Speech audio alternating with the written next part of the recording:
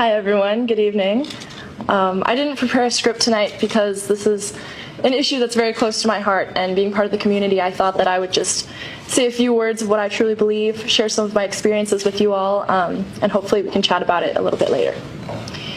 I think as a young person today, it's really easy to feel as though our social, political, cultural climates are characterized by hate and divide.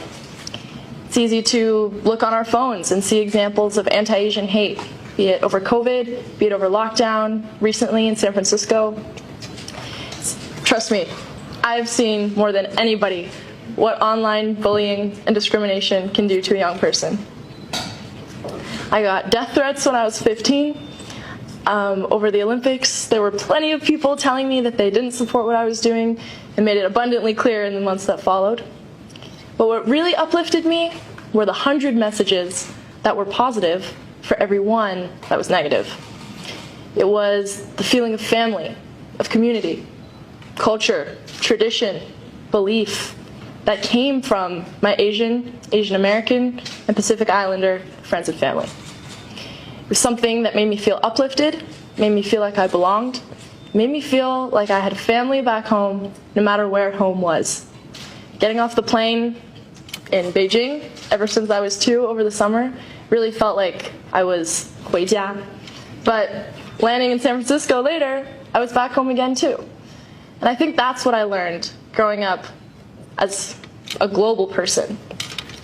I was able to appreciate different cultures and not compare and contrast them over the same qualities, but really appreciate what each one brought to the table individually, uniquely. It showed me that we are not strong or we are not weak because of our divides. Rather, we are strong because we are unique. So I think my biggest takeaway, as of late especially, is that in the wake of hate, in the face of discrimination, and against all inequality, we have to stand up for ourselves. We have to stand up for those that look like us, for our Asian American, and Pacific Islander friends and family. We also have to stand up for people who don't look like us. If we're not Asian, we can't be bystanders. If we are Asian and other groups are getting discriminated against, we have to stand up for them too, because discrimination of all kinds is wrong.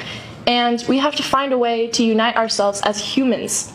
And so what's important now, more than ever, is dialogue, it's communication, it's a sense of cultural tolerance, and an ability to learn and understand one another. So for me, that comes through the mode of free skiing. I think that athletics, particularly skiing, because I think it's so creative and so personal and expressive, it offers this avenue for us to really express ourselves in a deeply human sense, in a way that is not what country you're from, what gender you are, how old you are, but rather what you can do with your body, how you can break your boundaries, how you can make friends and create experiences and share that love with people all around the world. I also think that you can achieve the same means through a bunch of different avenues. For a lot of you, it may be through commerce. It may be through art, food, culture, dialogue. And what I encourage everybody in this room, and for all young people especially, are to use our voices to activate through social media, to activate through platforms, whatever ones we have, to use the voices and the power that we have to stand up for ourselves and others, to create the positive change we want to be the optimists, because someone has to lead, and why not be us? So happy AAPI Awareness Month. I'm really proud of all of us and the work that we've achieved so far. We have so far to go, but I know that we'll get there and that we will all be equal. So thank you. 小红书